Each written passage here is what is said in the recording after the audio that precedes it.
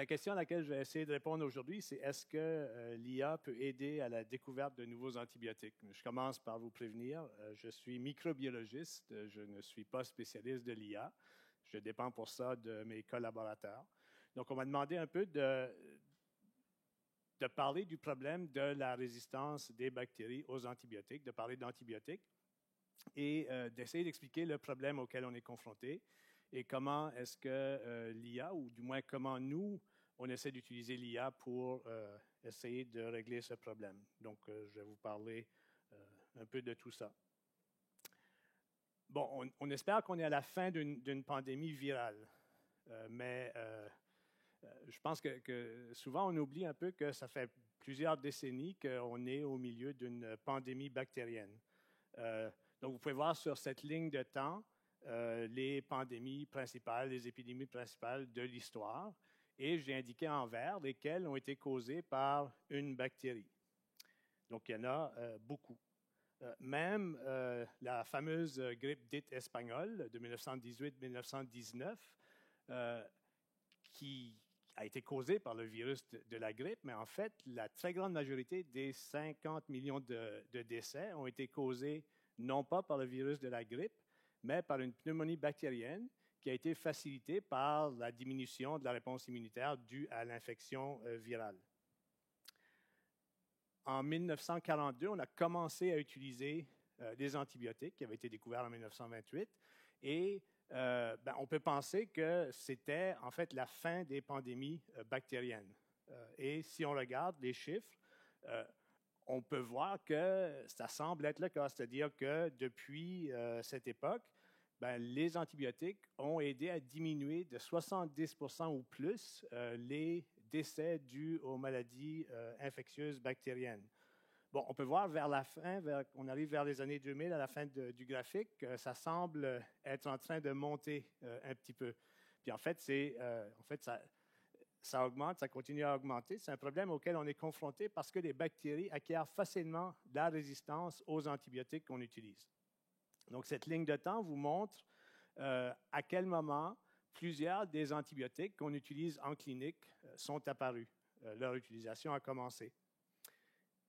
En bas, on voit à quel moment on a détecté pour la première fois la résistance de bactéries à chacun de ces antibiotiques. En fait, ça se produit très rapidement, dans la très grande majorité des cas, environ 1 an après le début d'utilisation d'un antibiotique. On peut voir aussi dans cette courbe du temps, cette ligne du temps, que la très grande majorité des antibiotiques ont été développés dans les années 40, 50 et 60. On n'en parle pas suffisamment, mais l'antibiorésistance, c'est vraiment un très, très grave problème. Il faut savoir qu'en 2019, les bactéries antibiorésistantes ont causé la mort de plus de personnes en 1 an que la pandémie COVID-19 depuis le début. Et en fait, certaines bactéries sont résistantes à tous les antibiotiques dont on dispose, ce qui veut dire que si on est infecté par une telle bactérie, il n'y a aucun traitement.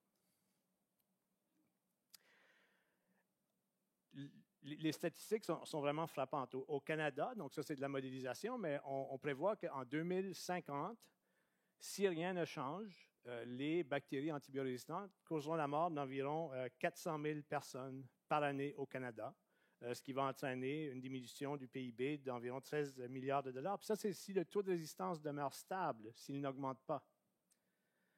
Dans le monde, on parle de plus de 10 millions de morts par année. Ça, c'est sans compter la possible ou même probable apparition d'une bactérie résistante aux antibiotiques qui, en plus, serait plus contagieuse et plus virulente, le genre de variant dont on parle pour les virus. Puis ce danger de l'antibiorésistance, ce n'est pas seulement l'absence de traitement si on est infecté, mais c'est parce que les antibiotiques sont aussi utilisés comme moyen préventif pour toutes sortes d'interventions dans le domaine médical. Par exemple, des chirurgies, des greffes d'organes, des traitements contre le cancer, etc., etc., etc. En absence d'antibiotiques, on utilise dans ces cas comme prévention. Ces traitements ne seraient plus aussi possibles que maintenant. Donc là, je vais vous parler un peu, donc, parle d'antibiotiques, antibiorésistance. Je vais vous donner un exemple. Donc, il y a le lauréat du prix Nobel dans les années 60, si je me souviens bien, François Jacob, qui a dit que le but de toute cellule, c'est de devenir 2 cellules. Eh bien, c'est le cas pour les bactéries aussi, parce que les bactéries, ce sont des cellules. Et ce que les bactéries doivent faire, c'est donc elles doivent augmenter leur taille de 2 fois avant de se diviser pour donner 2 cellules. Et pour ce faire, elles doivent répliquer, dupliquer tous les éléments essentiels de la cellule. Donc, on parle d'ADN, on parle d'ARN messager, on parle de protéines, on parle de la membrane, on parle du mur cellulaire. Et les antibiotiques ciblent, inhibent chacun spécifiquement certains de ces processus. Par exemple, l'antibiotique, la ciprofloxacine, inhibe la réplication de l'ADN. L'antibiotique kanamycine inhibe la synthèse des protéines et l'antibiotique, la pénicilline, le premier qui a été découvert en 1928, inhibe la synthèse du mur cellulaire. Ce mur cellulaire des bactéries, c'est un peu comme une cage qui entoure toute la cellule. Et donc, si vous imaginez une cage et qu'il faut doubler la taille de la bactérie avant la division, il faut allonger, il faut augmenter cette cage, il faut la synthétiser et éventuellement, il faut couper et refermer. Et donc, l'antibiotique pénicilline inhibe ce processus. Et elle l'inhibe de la façon suivante. Donc, pour allonger cette cage, vous imaginez des maillons de la cage, il va falloir couper et insérer de nouveaux maillons. La pénicilline, donc ce processus d'addition de nouveaux maillons de la cage est synthétisé par des enzymes qui s'appellent des PBP, des Penicillin Binding Proteins, des protéines auxquelles se lie la pénicilline. Donc, vous l'aurez deviné, la façon dont la pénicilline tue les bactéries, c'est en se liant au site actif de ces enzymes pour empêcher leur action. Donc, il faut savoir que l'intérieur des bactéries il y a une pression énorme, même beaucoup plus que la pression d'une cocotte minute, plutôt de l'ordre de la pression qu'on retrouve dans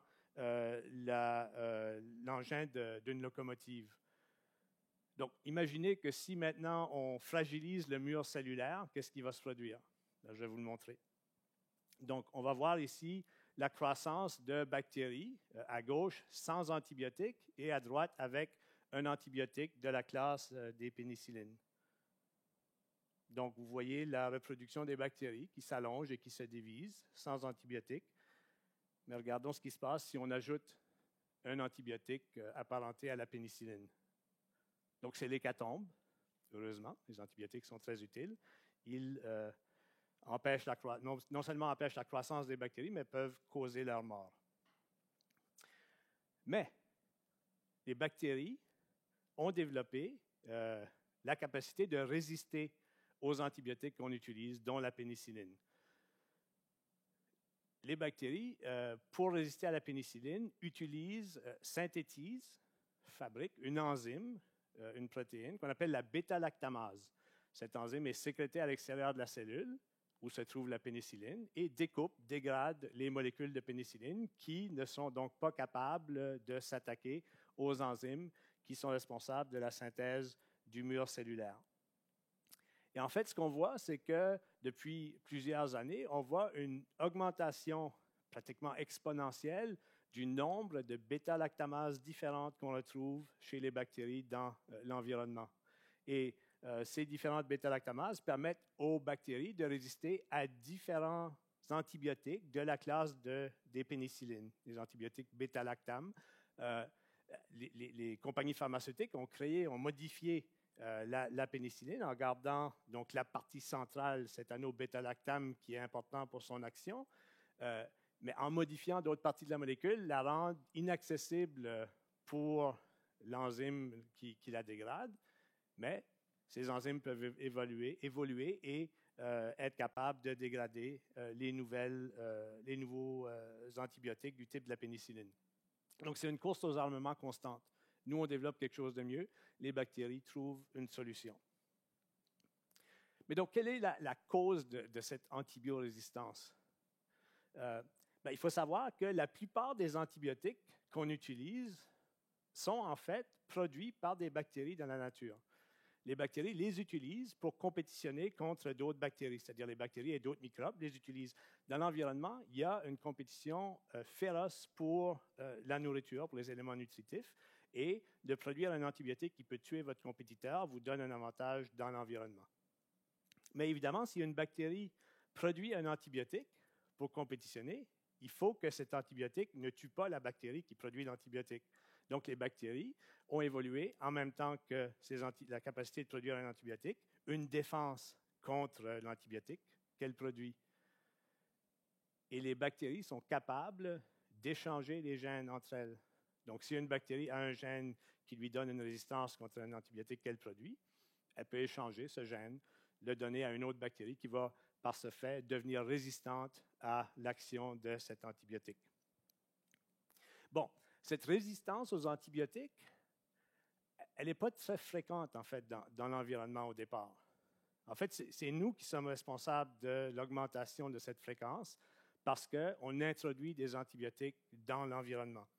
Par exemple, quand on demande à notre médecin de nous prescrire un antibiotique pour une infection virale, un rhume, une grippe, une COVID, les virus ne sont pas affectés du tout par les antibiotiques. Les bactéries et les virus, c'est extrêmement différent. Donc, mais on a tendance souvent à demander à notre médecin de nous prescrire un antibiotique si on a une infection virale, juste au cas où il y aurait des bactéries aussi. Et parfois, ils nous prescrivent un antibiotique dans ce cas-là, et donc ça introduit un antibiotique qui n'est pas nécessaire. C'est aussi le cas quand on utilise des antibiotiques en élevage, en aquaculture, même en agriculture. Donc, on introduit beaucoup d'antibiotiques dans l'environnement. Et ce qu'on fait, c'est qu'on donne un avantage aux bactéries qui sont résistantes aux antibiotiques dans l'environnement où on a introduit un antibiotique. Je vais vous donner un exemple. Donc, je vais vous présenter la situation dans un environnement artificiel qu'on a créé en laboratoire où on a mis une majorité de cellules sensibles à l'antibiotique qu'on va utiliser, les cellules jaunes que vous voyez dans les images, et une minorité de cellules résistantes à cet antibiotique, les cellules bleues. Donc, en l'absence d'antibiotique sur votre gauche, regardons ce qui se passe. Je vous ai dit, il y a une compétition dans l'environnement.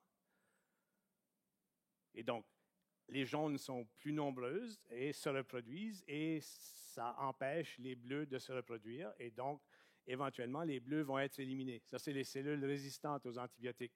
Regardons maintenant ce qui se passe si on introduit avec exactement les mêmes cellules un antibiotique. Et en fait, dans ce cas-ci, c'est un antibiotique de la classe des pénicillines.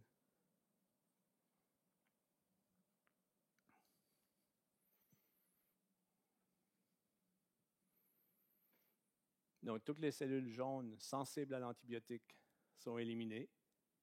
Les bleus sont résistantes et continuent de se reproduire jusqu'à dominer complètement l'environnement. Et donc, on est parti dans les deux cas avec environ 3 à 4 % de cellules résistantes à l'antibiotique qu'on a utilisé.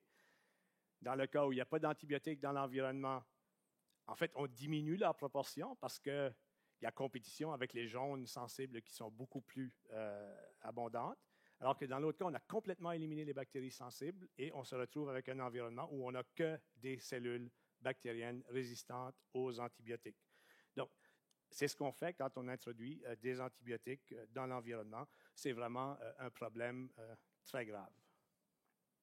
Donc, comment lutter contre l'antibiorésistance? Donc, je vous rappelle, il y a des bactéries qui sont résistantes à tous les antibiotiques dont on dispose. C'est un problème. Mais en fait, il y a 3 grandes solutions surtout qui sont proposées. Dans un cas, il faut une meilleure gestion de l'utilisation des antibiotiques. Il faut utiliser les antibiotiques seulement quand ils sont absolument nécessaires et essayer de diminuer leur utilisation dans d'autres cas. Par exemple, on avait l'habitude d'utiliser des antibiotiques pour améliorer, pour stimuler la croissance des animaux d'élevage, comme les poulets, par exemple. Ça, c'est une pratique qui a beaucoup diminué, qui est interdite dans plusieurs pays maintenant. Et ça aide beaucoup à lutter contre ce problème de résistance aux antibiotiques. La surveillance de la résistance, de l'apparition de la résistance dans l'environnement est aussi très important pour essayer de voir quelles conditions vont mener à une augmentation de résistance. Et finalement, évidemment, la découverte d'antibiotiques avec de nouveaux mécanismes d'action, c'est-à-dire des antibiotiques qui inhibe la croissance bactérienne d'une nouvelle façon, d'une façon contre laquelle les bactéries n'ont pas encore appris à se défendre. Et en fait, l'intelligence artificielle peut aider dans chaque cas. Moi, je vais vous parler, parce que c'est dans le domaine où on agit, du domaine de la découverte d'antibiotiques avec de nouveaux mécanismes. Et c'est vraiment extrêmement important parce que, comme vous pouvez voir sur la figure, la découverte de nouveaux antibiotiques avec des nouveaux mécanismes d'action, des nouvelles classes d'antibiotiques, ça a été très fructueux dans les années 40 jusqu'aux années 70, mais depuis, on n'en a pratiquement pas. Présentement, en développement, il y en a peut-être un ou deux ou trois. Mais encore, est-ce qu'ils vont arriver en clinique? On ne sait pas. Donc, il faut trouver de nouvelles façons de découvrir des molécules avec des nouveaux mécanismes.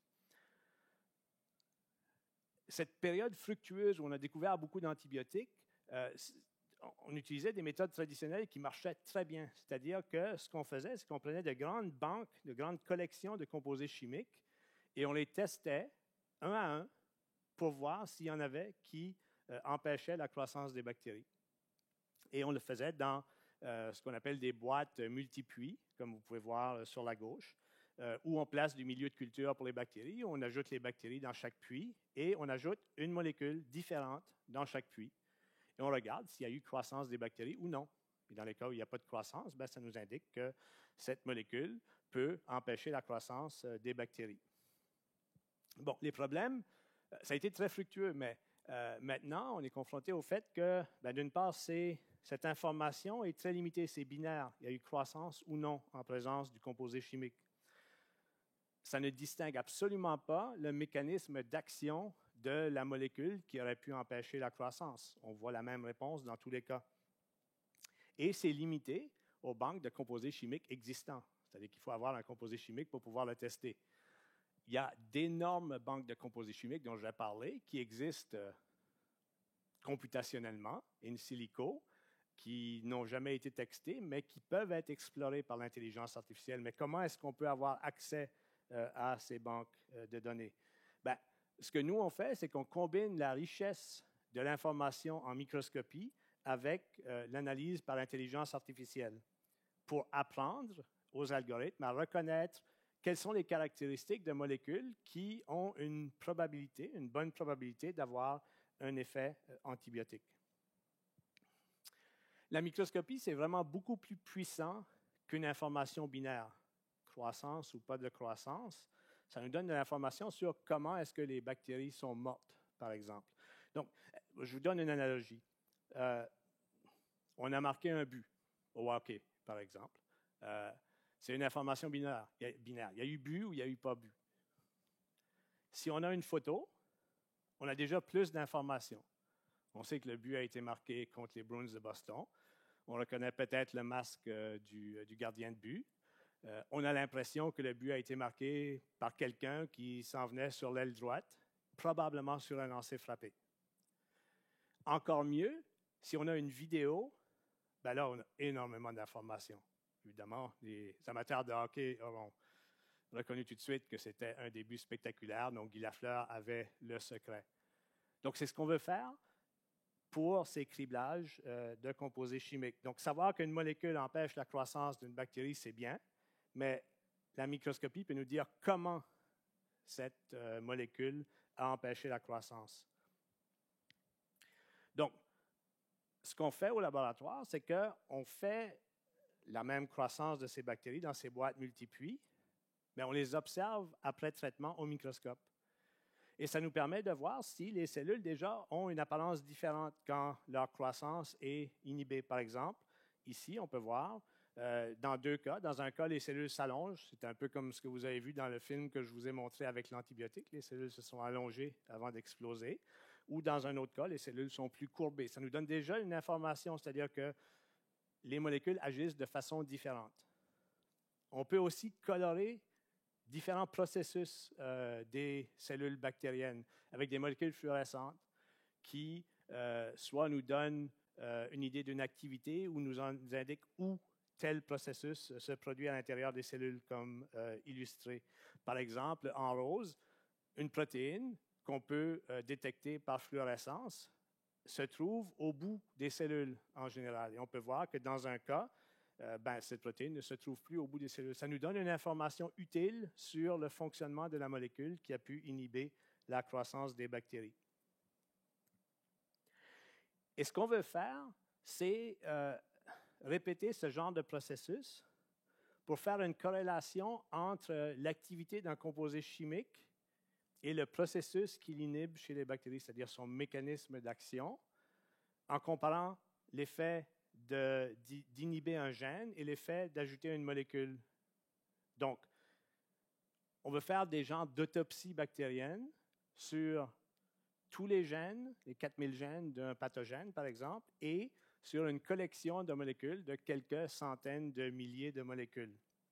Ça nous donne des images qui sont analysées par l'intelligence artificielle et où on peut classer les effets, les autopsies, si vous voulez, pour voir lesquelles autopsies suggèrent que les bactéries ont été tuées de la même façon, soit en inactivant un gène ou en ajoutant une molécule.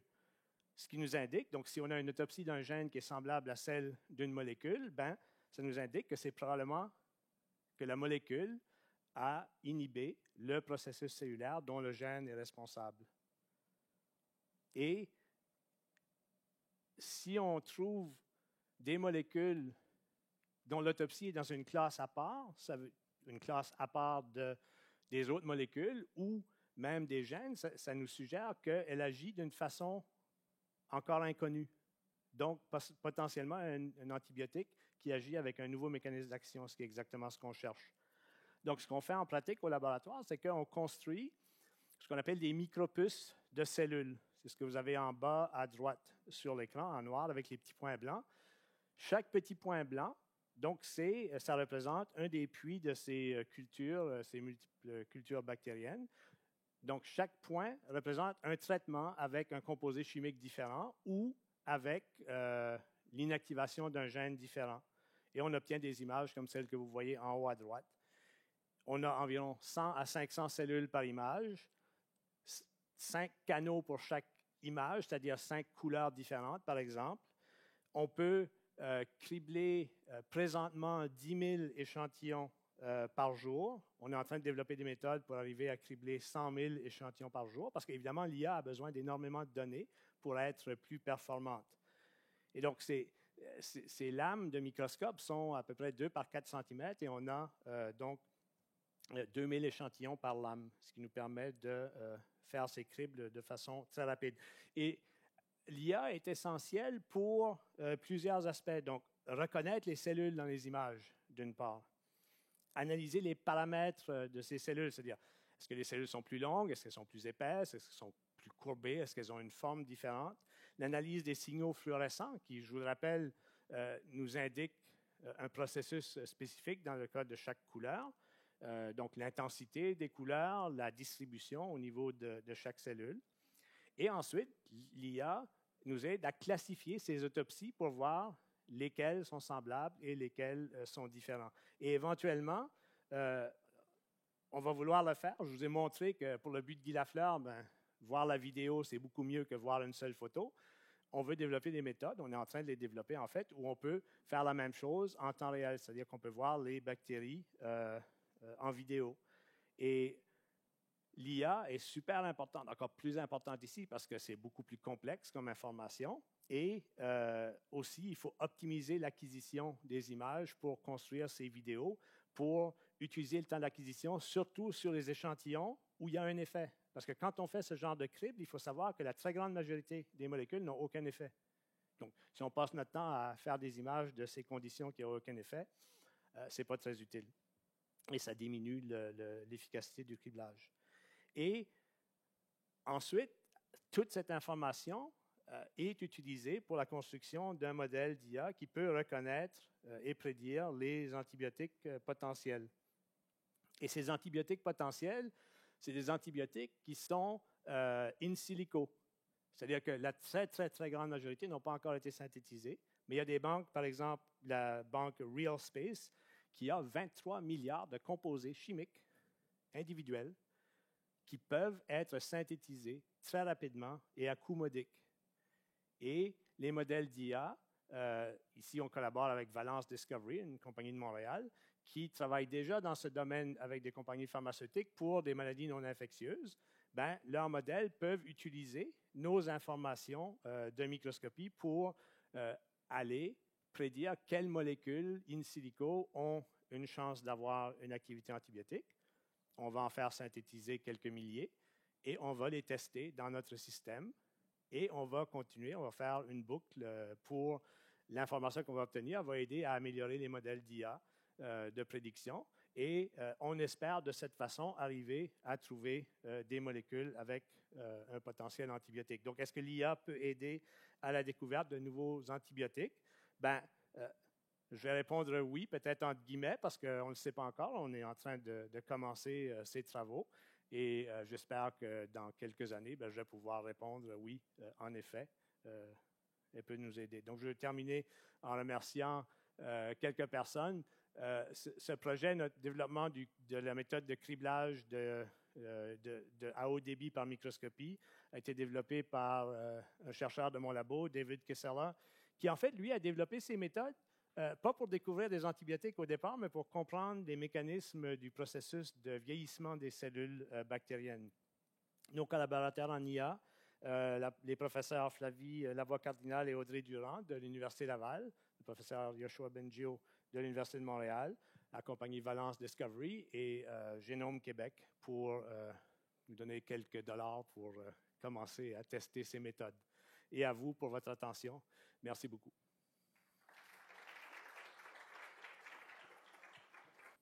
Est-ce qu'il y a des questions? Je vous remercie, c'était très intéressant. J'ai juste une question assez basique et peut-être un peu technique. Dans votre modèle, vous étudiez seulement l'impact d'un gène à la fois pour essayer de comprendre les mécanismes de fonctionnement que vous voyez sur vos molécules. Mais moi, je ne suis pas spécialisé dans les bactéries, je suis plutôt spécialisé dans les eucaryotes. On voit souvent qu'il y a souvent des rétrocontrôles de la régulation et que des fois, si on détruit un gène, en fait, c'est autorégulé et que finalement, on est capable de garder la fonction biologique. Est-ce que vous êtes capable d'aller chercher ce niveau de granularité-là, d'aller plutôt dans l'étape du pathway ou des choses comme ça? Oui, c'est ça. Évidemment, j'ai simplifié à l'extrême, mais c'est sûr que les Gene Regulatory Networks, je fais surtout les trucs en anglais, c'est très complexe et que d'inactiver un gène, ça peut avoir toutes sortes de répercussions régulatrices au niveau de la cellule, des compensations, etc. Mais un gène codant pour une protéine, si une molécule cible la même protéine et l'inhibe, peu importe les conséquences au niveau de tous ces processus complexes de régulation, ben, ça va avoir une certaine partie de la même signature. Là où ça se complique encore plus, c'est peut-être le problème inverse, c'est-à-dire quand des molécules n'ont pas qu'une seule cible. En fait, dans ces cas-là, ça peut être extrêmement intéressant. Il y a un article qui a été publié l'an dernier, il y a 2 ans, dans Cell, d'un collègue de Princeton, où ils ont découvert, avec les criblages plus traditionnels, ils ont découvert une molécule qui a une activité antibiotique. Et ils ont utilisé ce genre de méthode par microscopie pour essayer de trouver son mécanisme d'action. Ils ne sont pas arrivés parce qu'ils ont trouvé rien qui ressemblait au même phénotype ou au même genre d'autopsie, si vous voulez. En fait, ce qu'ils ont réussi à montrer, c'est que cette molécule agit avec 2 mécanismes, c'est-à-dire qu'il y a 2 parties de la molécule qui chacune ont une cible différente et l'autopsie ou le phénotype est une combinaison des 2.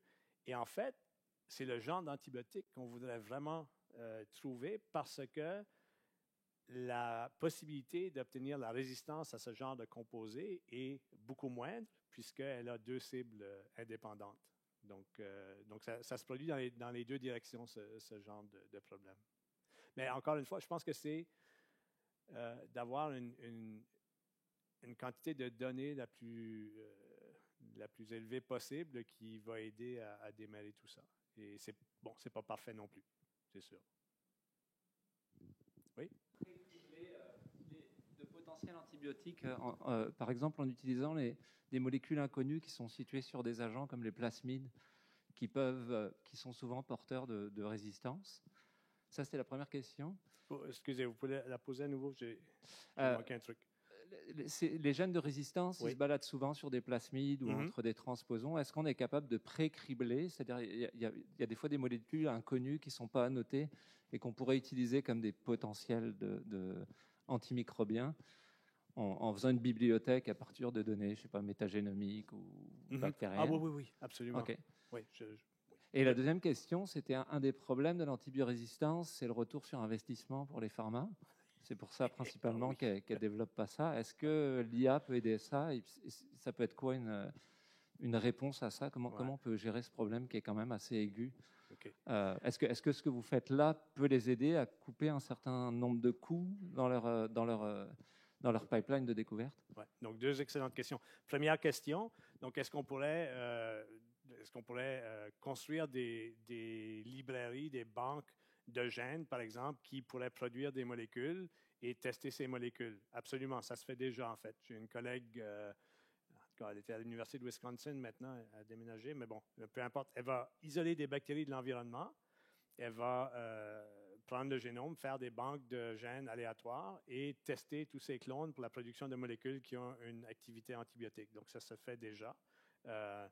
L'autre question, c'est, oui, un des problèmes principaux pour lesquels on a beaucoup moins de nouveaux antibiotiques, c'est que les compagnies pharmaceutiques ont quitté ce secteur parce qu'il y a il n'y a pas d'intérêt économique présentement. Parce que si on trouve un nouvel antibiotique, on va le garder pour les cas où tous les autres antibiotiques ne marchent pas. Donc, ça fait qu'il n'y a pas beaucoup de revenus dans ces cas-là. Donc, il y a beaucoup, et en fait, c'est une quatrième stratégie que je n'ai pas mentionnée, mais c'est une des stratégies importantes aussi. C'est des mécanismes pour donner des raisons aux compagnies de retourner dans ce marché. Donc, je connais juste en anglais, mais des pull strategies et des push strategies. Donc, et moi, je pense que il faut 2 choses. D'une part, il faut que le milieu académique s'investisse plus dans ce type de recherche et essaie de développer des méthodes, comme vous le suggérez, qui coûtent moins cher. Les méthodes que j'ai décrites coûtent très peu cher à partir du moment où on a le robot que je vous ai montré. Et en fait, on pourra augmenter par 10 fois notre taux de criblage si quelqu'un peut nous trouver 700 000 $ pour acheter un autre robot. Mais une fois que ce coût-là est... Ensuite, c'est juste le coût du personnel et en fait, c'est relativement simple. Donc, une fois qu'on a les algorithmes d'IA.